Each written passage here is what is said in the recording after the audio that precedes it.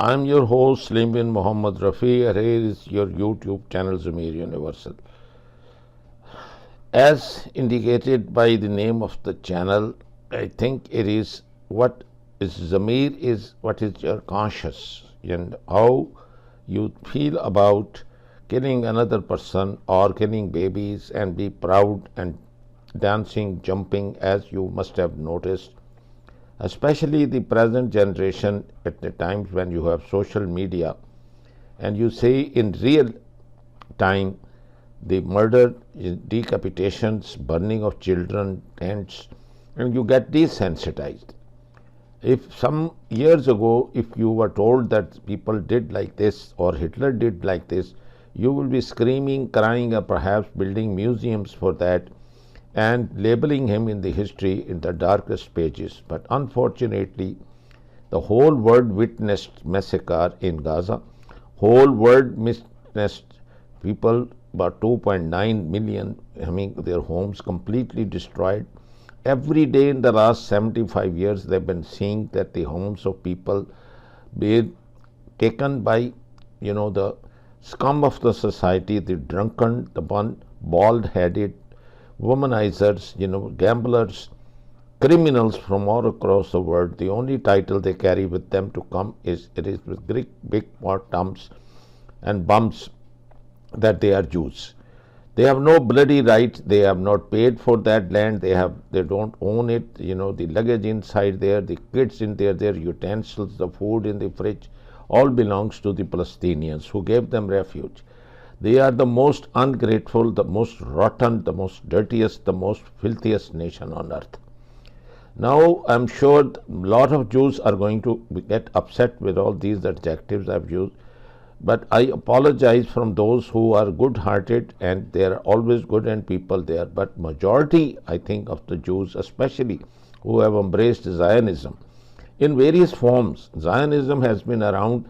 You can go back to 4,000-5,000 years ago, and you will find that Israeli, even the strongest state, whenever they have been in control of this part of the globe, they have never ever lasted more than 80 years. Mostly 77 years is the last one. The strongest state the Israelis ever had, the Judaism, is there. And now this is the 77th occupation of the Zionists or Israel with the help of Great Britain and with the help of the money of United States of America and taxpayers' money of the people who, majority of them, you'll see them, they are homeless, they have no Medicare, they are opiate addicts lying there on the road with their stools and things, soiling their trousers. People walk over them and they don't give a damn. And they say that we are superpower and we take care of our own people. They don't. They actually earn money. They work in the workshops only to pay the income tax, which all goes to this illegitimate child of them is called Israel. Now, if you look at the standard of living of an average Israeli is 100 times better than the average American living in the United States of America and in all the 52 states. So it's a matter of shame. See all the demonstrations in the campuses and see that the reluctance of them, even the ceasefire, which I think the credit must be given to President Trump. God works in a mysterious ways. People have so many things to say about his morality, about his, likes or dislikes for women he likes. That is the way of life he lived and wanted it. And being a religious, no thing to do with, he says himself is not a religious man, be a state developer or a property dealer, and he made a fortune in that. And then holding the Miss Teen, of America and Miss World, the man has been all sorts of, where there are all kinds of sexual activity and especially the women. Now that's his personal side, but what he achieved is not a saint could achieve that, and not the United States Security Council failed 70-80 times. I think the Americans veto and protected Israel. But then it is now the president, just like once I think the Eisenhower did it, and they made them shut up call, and so there was a Camp David agreement, and that gave them a peace for 30 years. And after the Eisenhower, then the only president one can put a finger on is, Donald Trump. With a shut up call to this Netanyahu, the beast, the ugliest man on earth, who single-handedly destroyed the two-state solution by forcefully making people to settle there and being bragging about it both privately and personally, that I will never let two states happen, as it belongs to his father. As this damn bloody man, coming from Eastern Europe and changing his name, he has any claim on this land. He should be thrown out. By now, I think someone, Israeli, should have done. And this is, inshallah, going to happen now, that the change is going to be from within, not by Hezbollah, not by Hamas, not by Iran, not by Houthis, not by even Americans or others or Europeans. Inshallah, the good Jews are going to just strangulate this man and get this evil along with him, and Giver and the Shumets, the other, the finance as well as the interior ministers, both of them will be thrown out, will never re-elected. They will all go into jail, and hopefully by the help of God will be arrested and hanged by their neck so that others can live in peace. I think good Jews deserve peace. Their children, their women, their daughters, they live like other normal people in the Arabs, and they should live like Arabs and not to do, like a European. It's not part of Europe, it is Middle East. So I think if they want to live in peace, they have to go back into the same robes, they have to get back into the same clothes, they have to adopt the same culture, same food, same thing, same soil, and then I'm sure they will merge into the society and there won't be any discrimination. And I hope, God, with this I take your leave. Joe Biden has admitted that Israel has committed grave war crimes. Not an exaggeration. This clip I'm going to show you should be treated for what it is. It is a confession of complicity in genocide. Take a listen. When I went to Israel, immediately after their attack by Hamas, 8 days later, whatever it was, and I told them we were going to help. And I said, but Bibi, I said, you can't be carpet bombing these communities. And he said to me, well, you did it. You carpet bombed, not his exact words, but you carpet bombed Berlin. You dropped a nuclear weapon. You killed thousands of innocent people because you had to in order to win a war. I said, but that's why we came up with the UN. New deals by which what we would do relative to civilians and military. So he was comparing 21st century war tactics, battle tactics, with World War II. Well, what he was really doing is he was going after me for saying you can't indiscriminately bomb civilian areas, even if the bad guys are there. Even if the bad guys are there, you can't take out 2, 10, 12, 1,500 people, innocent people, in order to get the one bad guy. And he made a legitimate argument. His perspective said, look, these are the guys that kill my people. These are the guys that are all over in these tunnels. Nobody had any idea the miles of tunnels were down there. It's amazing what they built. And they're sometimes 200 feet under the ground. The only way to get to them is take out the places where they were under which they got to the tunnels. And so that's the first time I had the discussion about bombing civilian areas was when I went over after the 9/11, after the massacre that occurred.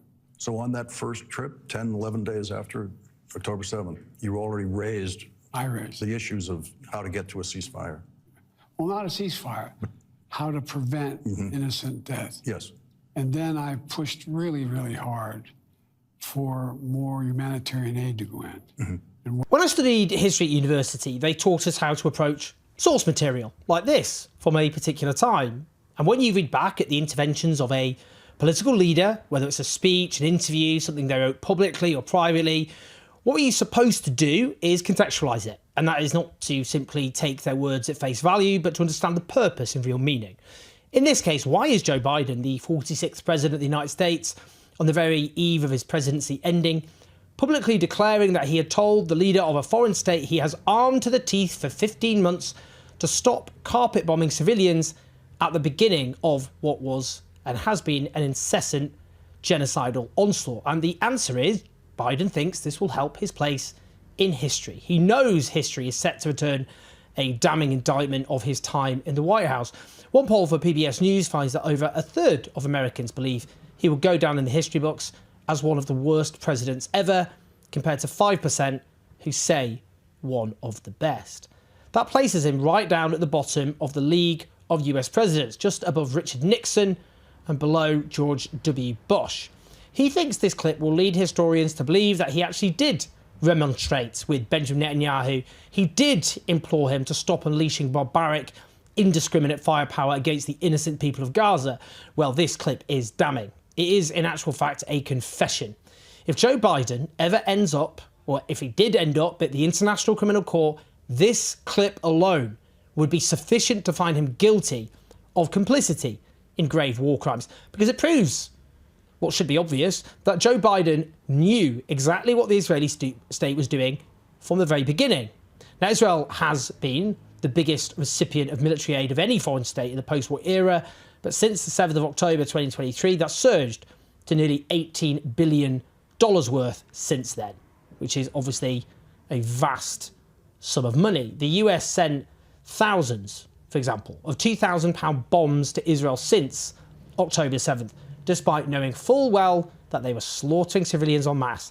The New York Times, which has had a dire record of reporting this horror, made clear in December 2023 that Israel was dropping £2,000 bombs on areas that Israel told civilians to flee to.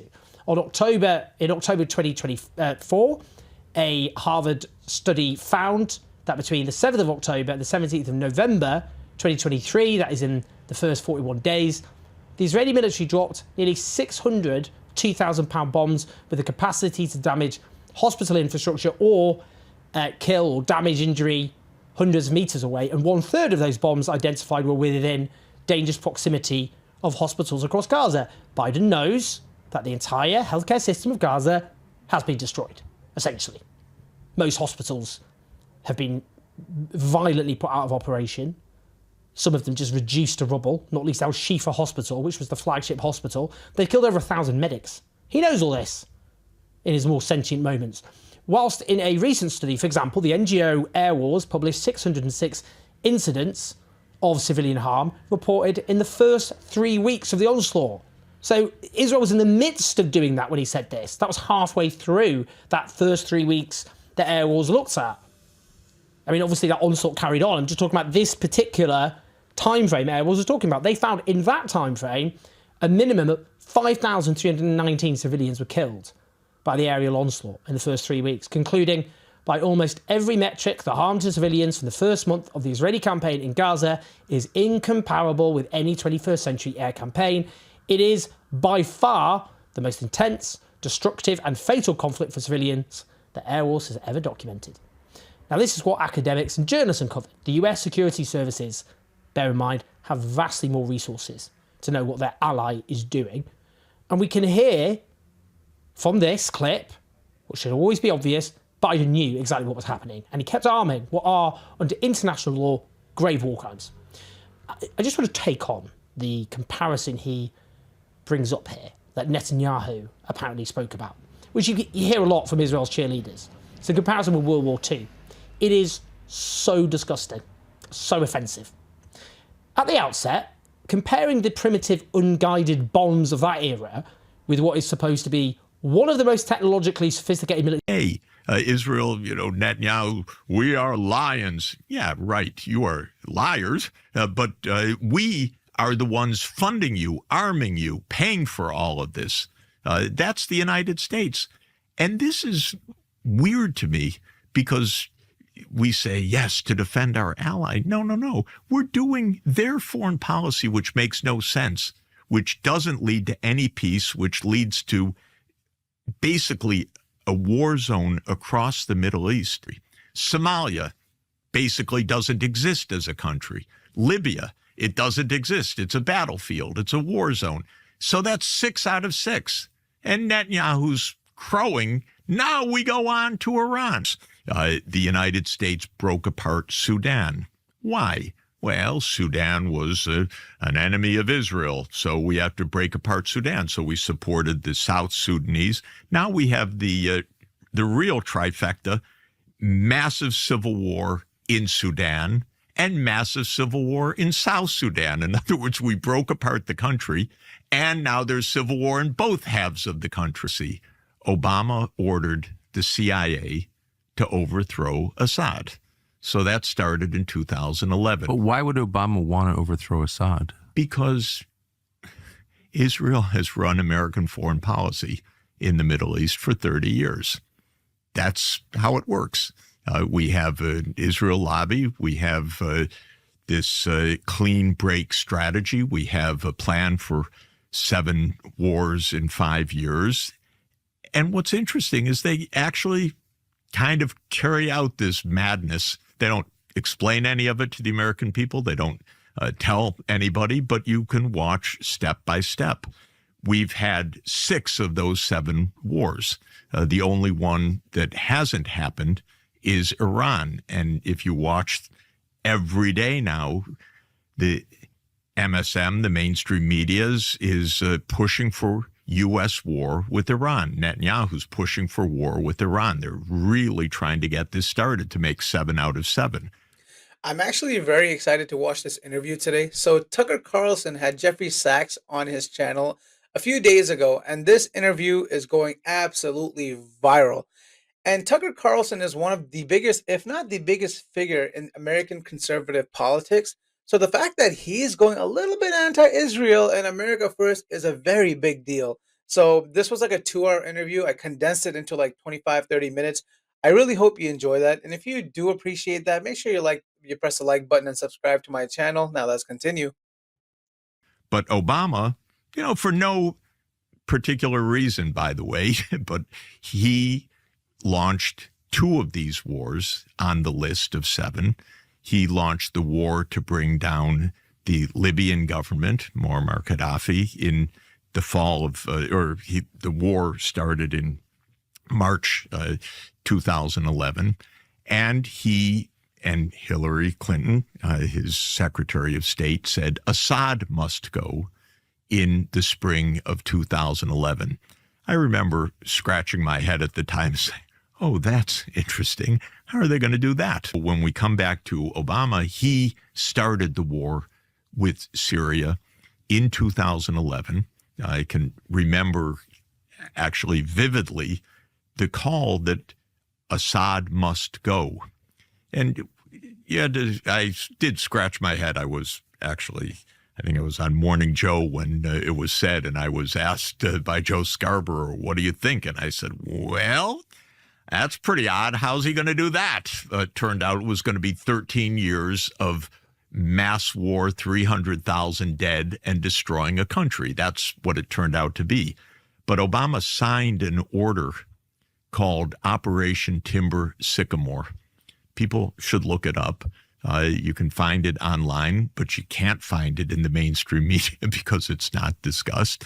But it was a so-called presidential finding that the CIA should work with Turkey, with Saudi Arabia, with others to overthrow the government of Syria.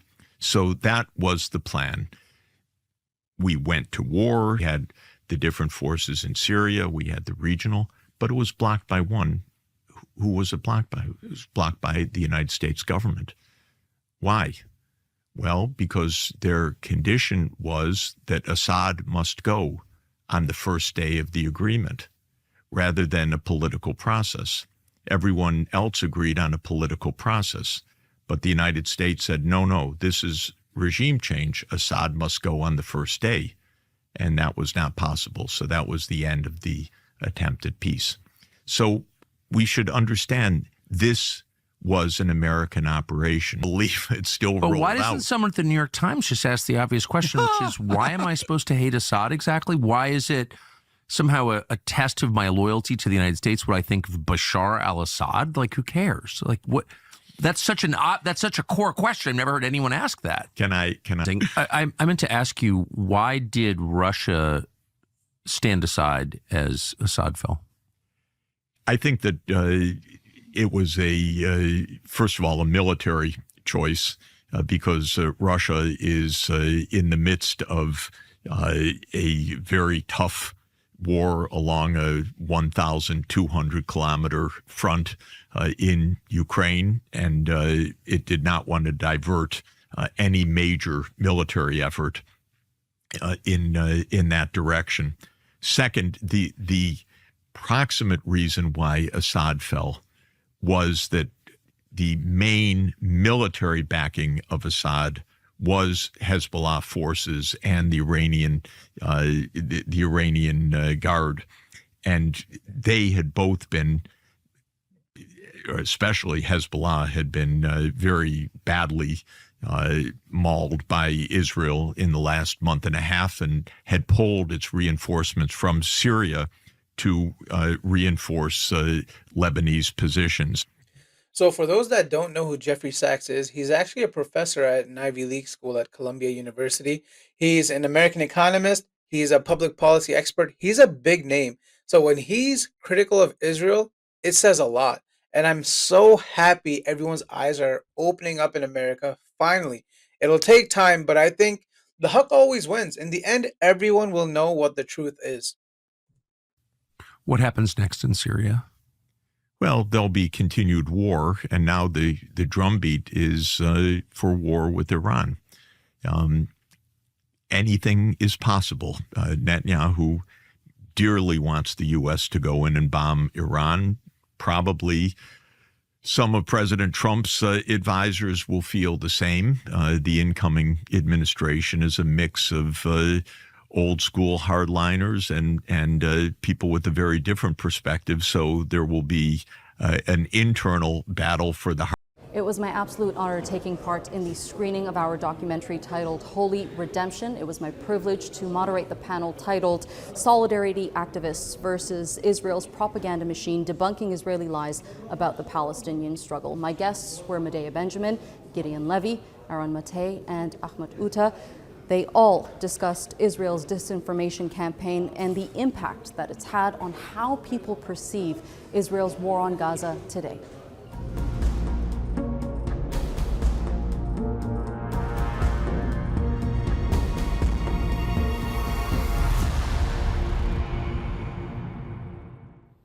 Israel has put forward a countless amount of lies to justify its war on Gaza over the last 10 months. Unimaginable allegations that have not only dehumanized Palestinians, but has disinformed people across the globe, inciting violence through Islamophobia, through anti-Semitism. Today, we will discuss the impact Israel's disinformation campaign has had through mainstream media on a political level, and for the average Palestinian trying to make sense of this all. Thank you again to all of you joining us here at this very prominent event. Aaron, I want to start off with you because you've debunked some Israeli lies that have had a huge impact globally on how people perceive Palestinians overall and how they view Israel's war on Gaza today. Some of those lies, for the most part, is being used to justify the killings that are taking place in Gaza at the moment. Walk us through your findings since October 7th. You know, the first thing to say about all of Israel's propaganda is that even if it were true, it still wouldn't justify Israel firing a single bullet into Gaza. Because Israel is an occupying power, and Israel, as an occupying power, doesn't have rights to self-defense. It has obligations. And when you're an occupying power, your obligation is to end the occupation. So even if all the false claims it made about what happened on October 7th were true, it still wouldn't justify anything that's happened since. All the carnage, all of the horror. But Israel did put out fabricated tales because for whatever reason, it wasn't satisfied with sticking to the truth. There were atrocities on October 7th. Palestinian militants did commit atrocities. They're on camera. But Israel went far beyond that, and immediately we got tales that were just false. Dozens of beheaded babies. And when that fell apart, then came the allegation that Hamas committed systemic sexual violence on October 7th.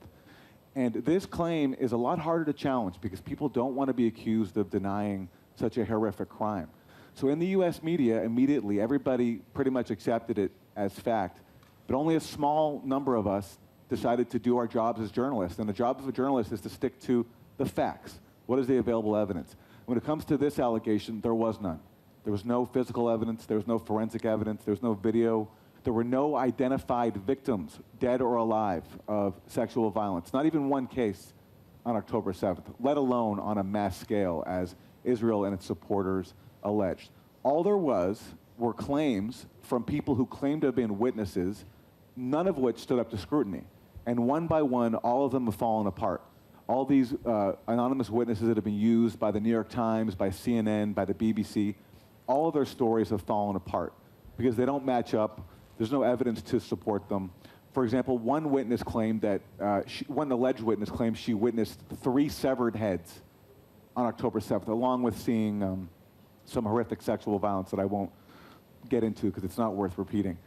And then the question becomes, when you claim to have seen 3 severed heads, is where are these heads? Where's the evidence for this? There was no trace of it. And Israeli police, if you read the Israeli media, admitted that there was no evidence for this.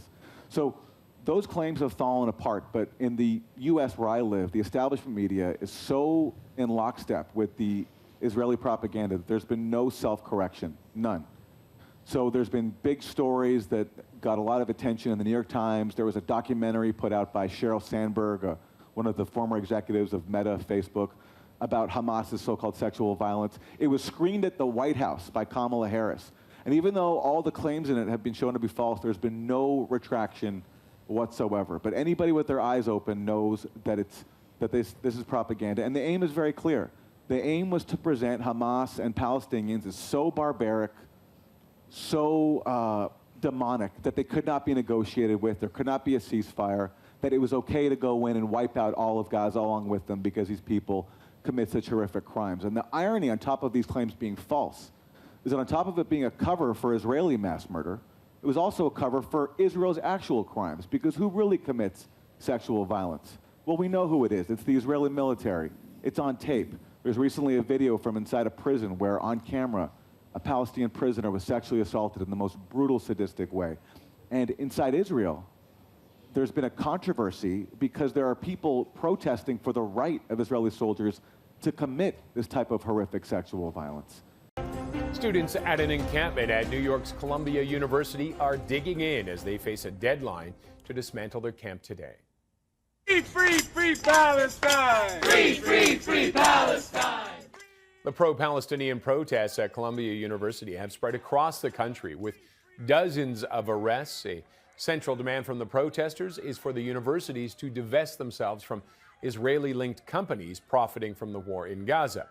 The University of Southern California has canceled its commencement next month over the protests. Joining me now is Ezra Dayanim, a student at Columbia University. Ezra, thank you very much for joining us today. Thanks for having me. What is the situation like for yourself on the campus? It's volatile. It's scary. There's a general feeling of insecurity.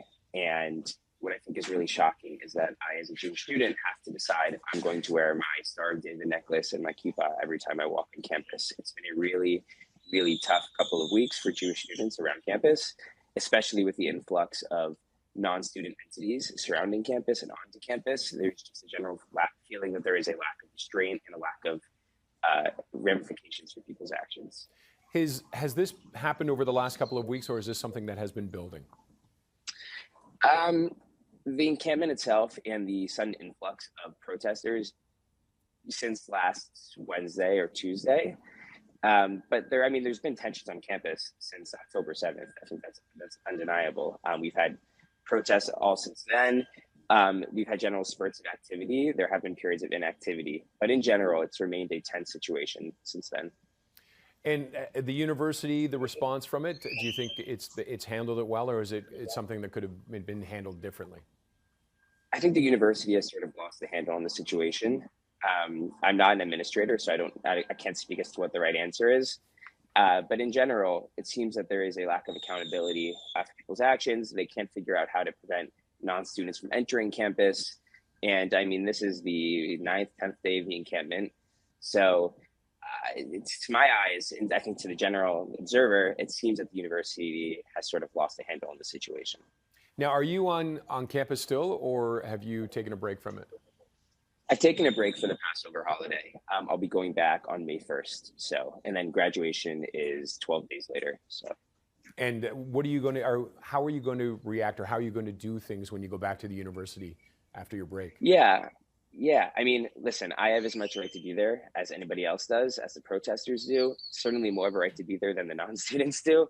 And so I'll approach it as if I belong there. And, you know, we have finals coming up. So just putting my head down and trying to get through finals, I think that's what most students are trying to do at the moment.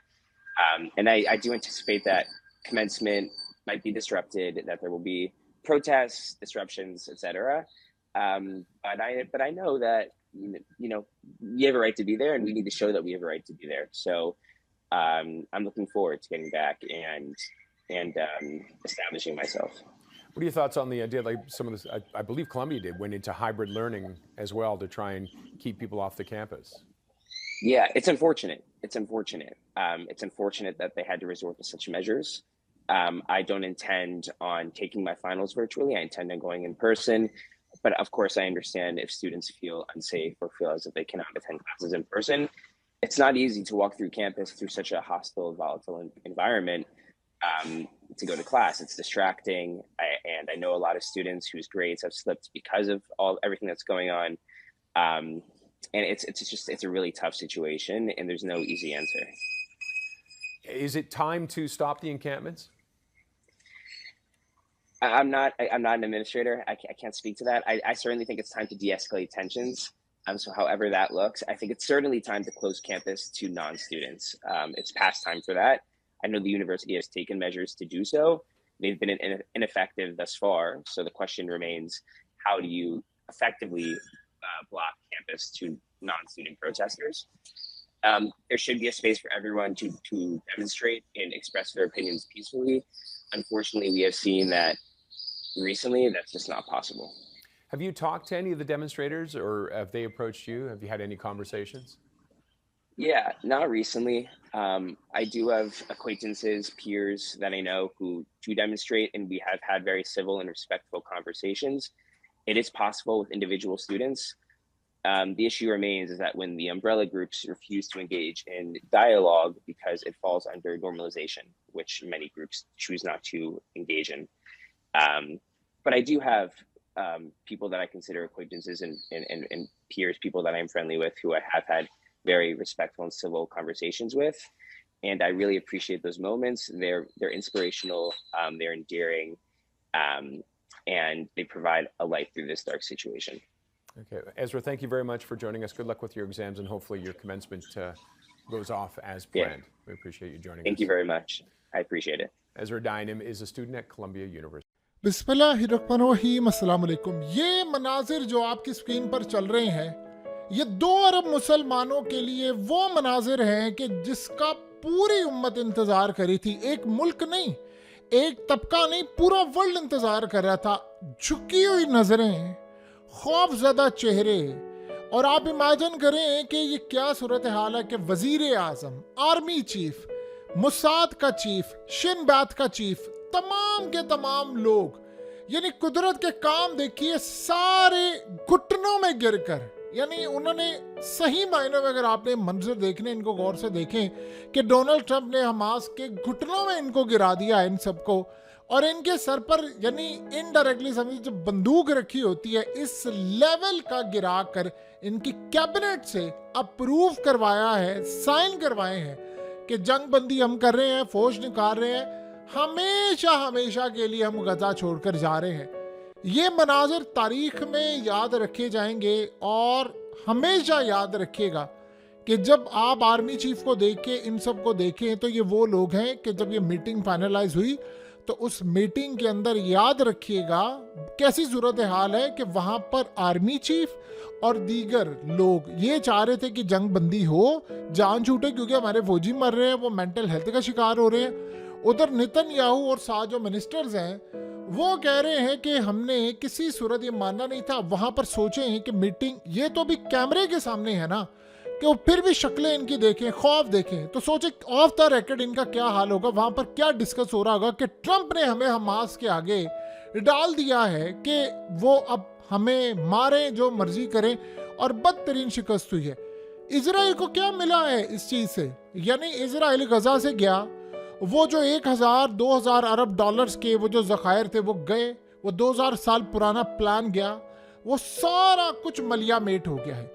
और इस वक्त देखिए कमाल की बात है कि Trump के नुमाइंदे ने कल जो धमकी हमें इस कॉल की है, उसे कहा 24 घंटे का टाइम है, आप फ्री ना इस शख्स के ऊपर। आप यकीन कीजिए मान गए इस शख्स को, और ये पूरी दुनिया की, यानी आप समझ लें कि जिस एस्टैब्लिशमेंट ने रजीम चेंज किया है या दुनिया के अंदर जो काम खराब किए हैं, अब यूरोप से उठा लें, अफ्रीका से उठा लें और दुनिया भर में, ट्रंप उनके साथ सीधा होने वाला है। अगर उसने इजराइल के एस्टैब्लिशमेंट को गले से दबोच कर और अमेरिका के एस्टैब्लिशमेंट को गले से पकड़ कर और मिलिट्री कॉम्प्लेक्स और खास तौर पर ब्यूरोक्रेसी को उसने अपने पैरों तले रौंद कर ये डील करवा ली है। आपको पता है अरबों डॉलर्स ये कमा रहे थे यहाँ से, तो आप फिर अंदाजा कर लें कि वो बाकियों के साथ क्या हाल करेगा। अब सीन बड़ा मजे का हुआ है, इन सब ने अप्रूव किया, ये आखिरी चीज थी, आज फाइनलाइज हो गया, उसे 24 घंटे दिए, अतः के इतवार से डील फाइनलाइज होगी। उसके बाद सीन क्या होता है, ट्रंप को कह दिया है कि जी जो आपका हुक्म था सरकार, हमने वो मान लिया है। और उसके बाद ट्रंप ने कहा ठीक है, शाबाश, अच्छे बच्चों की तरह मानो। और उसके साथ अब ट्रंप करने क्या लगा है, मजे की बात है कि ट्रंप एक एग्रीमेंट करवाने लगा। अभी तो ये जंग बंदी हुई है ना, एक एग्रीमेंट होने लगा है जो अब तक की सबसे बड़ी डेवलपमेंट है, वो ट्रंप आकर इक़्तिदार में कर रहा है। उससे क्या होगा, तमाम रीजन के जो ममालिक है, कतर है, सऊदी अरेबिया है, बड़े बड़े ममालिक वो, और इंटरनेशनल सतह पर पॉसिबिलिटी है कि रूस भी इसमें शामिल होगा, चाइना भी शामिल होगा, इजराइल भी होगा, हमास के लोग भी होंगे और फलस्तीन के लोग भी होंगे। इन सब को एक लेवल पर मीटिंग पर बिठाएंगे। ये हो सकता है गालिबन कतर में हो या कहाँ पर भी हो। इसमें एक फार्मूला तय होगा, एक एग्रीमेंट होगा। उस एग्रीमेंट के तहत होगा ये कि हमास गवर्नमेंट नहीं करेगी कभी भी गजा के अंदर, और इसराइल कभी जिंदगी के अंदर एक इंच जमीन नहीं लेगा। इसको सारी दुनिया के सामने एक बहुत बड़ा मुआहदा होगा। अभी तो ये जंगबंदी हुई है ना, आपको जो नजर आ रही है, एक होने जा रहा बड़ा मुआहदा। ये असल में ग्रेटर इसराइल की धज्जियां उड़ाने के लिए मुआहदा काफी है, यानी वो टुकड़े टुकड़े होने के लिए जा रहा है कि भाई आपका वो खेल ही खत्म हो गया तो बाकी क्या रह जाएगा। ये बड़ी मजेदार चीज होने के लिए जा रही है, इतनी इंटरेस्टिंग चीज होने के लिए जा रही है कि ट्रंप असल में कर क्या रहा है। उसने कहा है कि मैं अब ये काम करूंगा कि उम्र भर के लिए इस चैप्टर को क्लोज कर दूंगा, कि यानी इस सूरत हाल में इजराइल कभी कोई ऐसा होता है, आपको नजर आता है कि इजराइली जाते हैं, आज ही वो फलस्तीनी के घर पर कब्जा, वो गजा वाले लोग ही सोच रहे हैं कि अगर मिसाल के तौर पर ट्रंप जिंदा ना रहा, आपको पता है कैनेडी के साथ क्या हुआ, ट्रंप को कुछ कर दिया तो फिर ही आ जाएंगे, चढ़ दौड़ेंगे। फिर उसके बाद अगर या 4 साल के बाद ट्रंप चला जाता है, देन क्या होगा। आपको पता है कि ट्रंप को इस बात का पता है, एक और भी गेम ये चलाने की तैयारी कर रहे हैं नेतन्याहू और ये सारे। नेतन्याहू अगर कुर्सी पर रहता है तो ये भी आप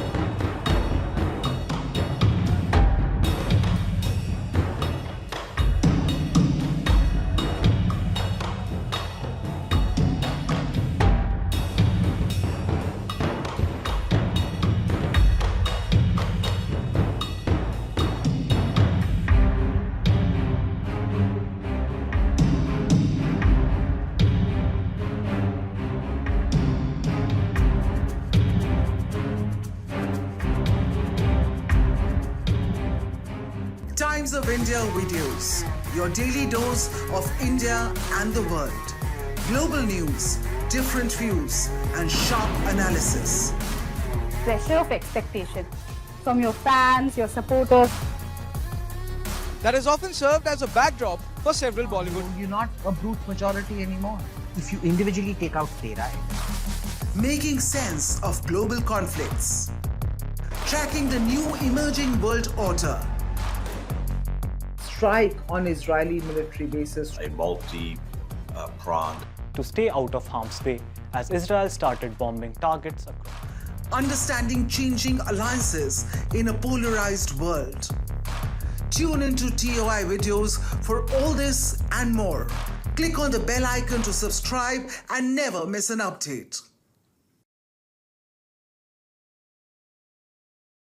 यूनिवर्सल टेलीविजन को सब्सक्राइब करना ना भूलें। उसके बाद बेल बटन पे क्लिक करें और अपने कमेंट्स के सेक्शन में अपने कीमती जो ख्यालात का इजहार ज़रूर